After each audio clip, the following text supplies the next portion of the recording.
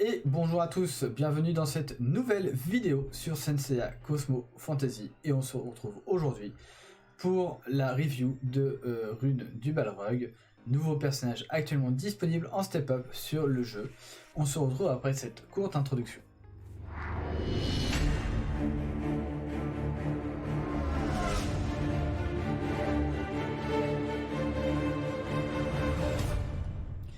Alors, René ou Rune pour les intimes, mais surtout René des musclés, ou alors René de Céline Dion, comme vous voulez. Bref, nouveau personnage, nouveau spectre sorti cette semaine en step-up. Et on va s'intéresser à ses skills dans un premier temps, avec son attaque chargée, le Fire Wisp, qui va mettre un coup de fouet sur l'ennemi le plus proche et les ennemis aux alentours, nullifier, annuler, donc tout effet de barrière, et infliger des dégâts de type Furie. Cette attaque va désactiver finalement les ennemis touchés. Le modificateur de dégâts est de 25 000, donc effectivement couplé à son attaque Furie qui est la meilleure actuellement en jeu, à savoir 25 917. Bah ça va faire, c'est une attaque chargée qui fait d'énormes dégâts. Son premier auto-skill, la réincarnation,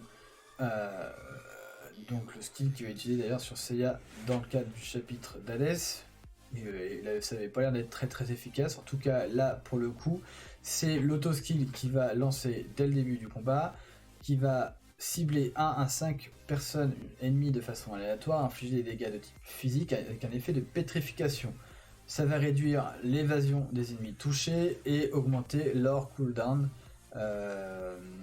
Ça va aussi lui permettre d'augmenter sa propre attaque Furie si le skill inflige des dégâts. C'est-à-dire que comme c'est un skill qui ne perce pas les barrières, évidemment, s'il n'inflige pas des dégâts, évidemment ça n'augmente pas son attaque de Furie. Voilà. Le modificateur est à plus 10 500 et l'attaque Furie est de plus 525 par ennemi touché. Le deuxième auto-skill, la Calf Blood, qui va infliger des dégâts de type Furie toujours, qui ne peut pas être esquivé sur l'ennemi le plus proche. Ça va temporairement l'envoyer dans une autre dimension.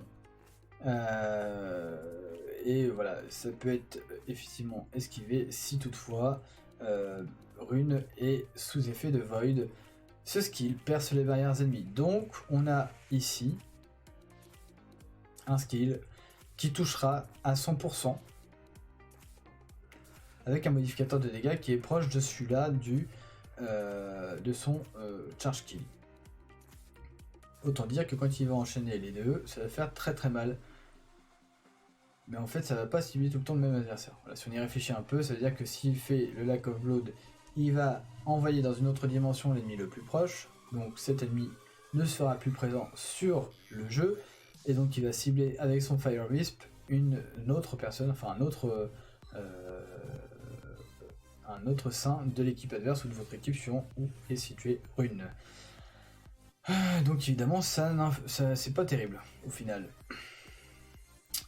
Son dernier auto-skill, le Balrune Scourge, qui est un Always in Effect, qui va lui permettre de réduire la Cosmo énergie de certains ennemis dans certaines conditions. Donc si l'ennemi attaque, si l'ennemi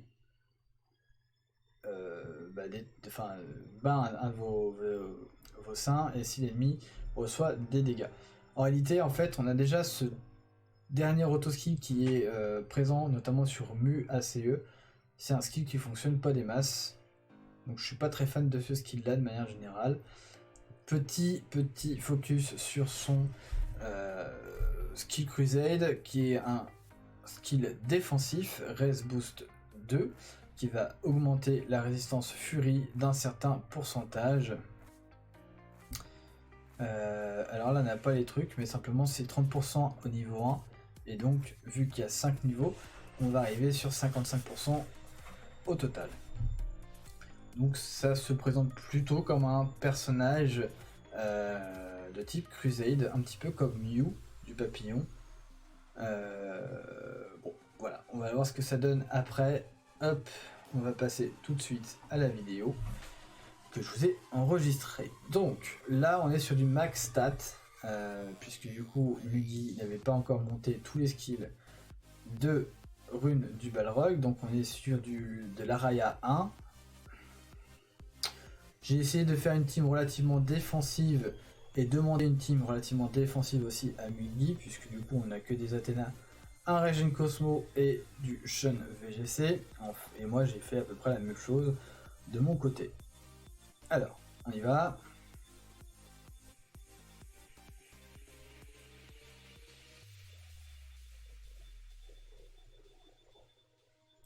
Alors là, effectivement, donc là vous allez voir, tac, les boulettes. Vu que j'avais un de barrière, ça n'a eu aucun effet sur ma team.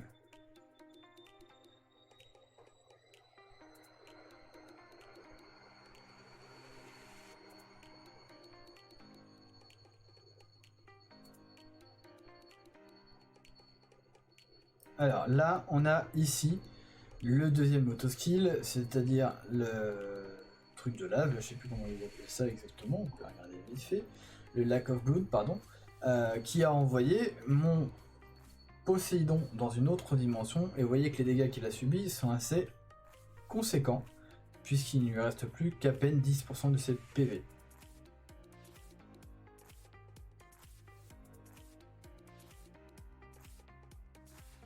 Là, il lance à nouveau ses petites bouboules. Et vous voyez que ça a mis assez mal ma team adverse. Sans pour autant la tuer, hein, puisque du coup ça a quand même touché pas mal de mes personnages. Là, logiquement, il va s'en prendre à Poséidon et il l'a fini.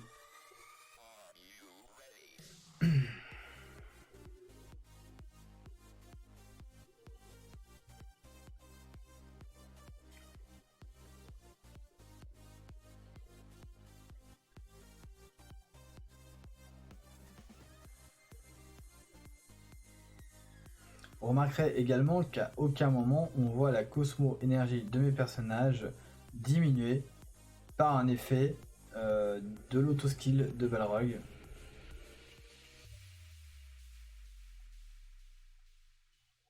Malgré que là, par exemple, il vient de tuer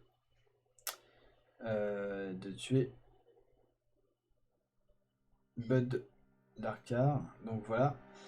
Hop, petite pause. Donc là, évidemment, forcément, c'est lui qui est mis en avant dans le cadre des dégâts, puisque c'est une team qui a été construite uniquement pour que l'équipe puisse se mettre en valeur.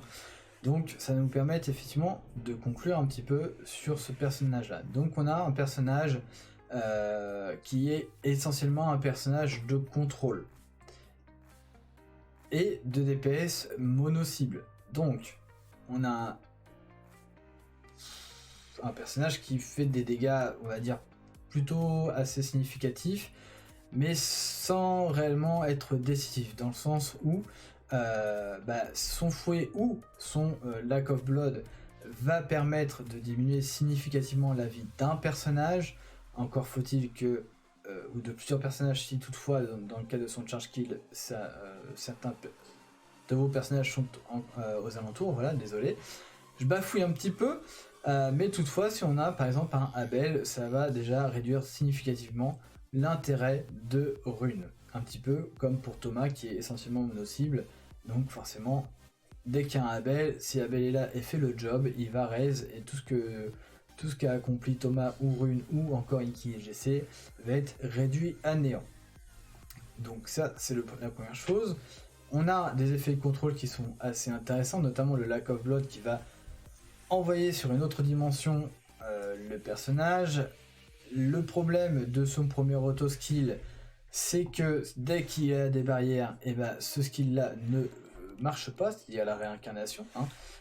Il précisait effectivement que si le coup porte ses fruits, donc s'il touche, s'il n'y a pas de barrière, là effectivement il y a un effet de pétrification qui se passe, mais aussi un effet de buff sur Rune en tant que tel. Donc il faut pas de barrière. Le problème c'est que dans ce jeu-là, on a beaucoup de personnages qui donnent des barrières, donc ça devient assez compliqué d'avoir en fait une efficacité sur ce premier auto-skill. En revanche, et c'est là où ça devient intéressant, c'est que dans les attaques Crusade, les barrières se font assez rares. Je ne dis pas qu'elles sont inexistantes, je dis que des Shun V3, des Shun VGC, on va effectivement retrouver potentiellement à ce moment-là plus des Athéna V1, voire des Athéna ACE en attaque puisqu'ils ont des skills BBA, mais généralement les Shun on va pas les retrouver en attaque puisqu'ils ont plus des skills défensifs et n'apportent rien en termes de skill crusade en attaque. Donc c'est en ça où je dis que Rune potentiellement a plus une place de personnage défense crusade que de PVP de manière générale.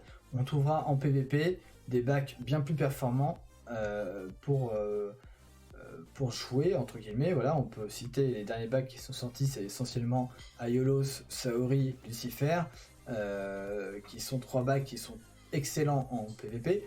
Rune est très largement en dessous.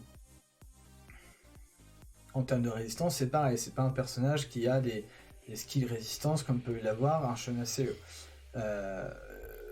Donc tout ça me fait dire qu'en tout cas en PVP, c'est un personnage qu'on va classer A+, je pense, pas plus que ça. Donc c'est un personnage que je vous déconseillerais de pool si c'est pour jouer en PVP. En défense, très honnêtement, c'est un personnage qui peut être utile, notamment par rapport à son skill Crusade. Le problème, c'est que son skill Crusade, c'est de la résistance Fury. Alors, le problème de la résistance Fury, c'est qu'aujourd'hui, beaucoup d'attaques Crusade sont essentiellement physiques. Les seules attaques Fury, finalement, sont composées avec Hades ACE. Hades ACE qui perd de plus en plus de terrain sur le jeu de manière générale, puisqu'il y a des plus gros pool HP, il y a des meilleurs fronts. Voilà, après en attaque Fury, on peut citer effectivement l'Athéna exclamation, mais c'est pas le buff Crusade, le buff Crusade de Rune qui va empêcher votre équipe de mourir sur une Athéna exclamation. Voilà, tout ça pour dire que pour moi, ce personnage-là est loin d'être indispensable dans le jeu. Si vous l'avez récupéré, tant mieux pour vous. Maintenant, très honnêtement, c'est pas un personnage sur lequel je dépenserai des items Araya. C'est pour ça que je l'ai montré, non pas en tant que personnage de ma box, mais en tant que personnage qu'un de mes teammates a pull, puisque je ne cherche pas à l'avoir. Et d'ailleurs, c'est le seul perso qui me manque sur la bannière, donc je ne pullerai pas sur cette bannière-là. Voilà, j'espère que j'ai été assez clair sur ce personnage-là. C'est une petite review un peu particulière dans la mesure où je n'ai pas récupéré le personnage. Par contre, j'ai fait d'énormes tests. Donc là, vous avez vu sur une seule team, mais j'avais fait des demandes à Mugi sur d'autres teams un petit peu plus consistantes pour regarder un petit peu son apport. Et encore une fois, son apport est très limité par rapport à ce qu'on peut avoir actuel. Par contre, je suis très intéressé par le prochain personnage Step Up qui est Shun RCE, qui est très prometteur sur le papier, avec une attaque chargée qui a l'air d'être très efficace à la fois pour empêcher les statuts qui immunise votre team au statut, qui va envoyer un heal à votre team et qui va aussi disable l'équipe adverse. Il a en premier auto skill et seul skill actif un heal qui va permettre la récupération d'HP de votre team, et après il a 2 Always in Effect, un qui va avoir pour effet de régène votre Cosmo Énergie comme le fait Yoga AGC ou Seiya LG, sauf que c'est la meilleure régène du jeu qui va sortir donc du coup. Et un deuxième Always in Effect qui est un anti-CC à hauteur de 35% et une dommage réduction de sa part à hauteur de 35%, ce qui fait de Shun RCE un bac qui va être résistant, qui va apporter qui va être un support important pour la team puisqu'il va apporter du heal, de l'anti-CC. Donc pour moi ça va être un personnage que j'attends avec impatience. Voilà, je conclue cette vidéo là-dessus. Félicitations à tous ceux qui ont pull et récupéré René des musclés. Je vous souhaite de bon courage avec lui et je vous dis à très bientôt. Ciao ciao.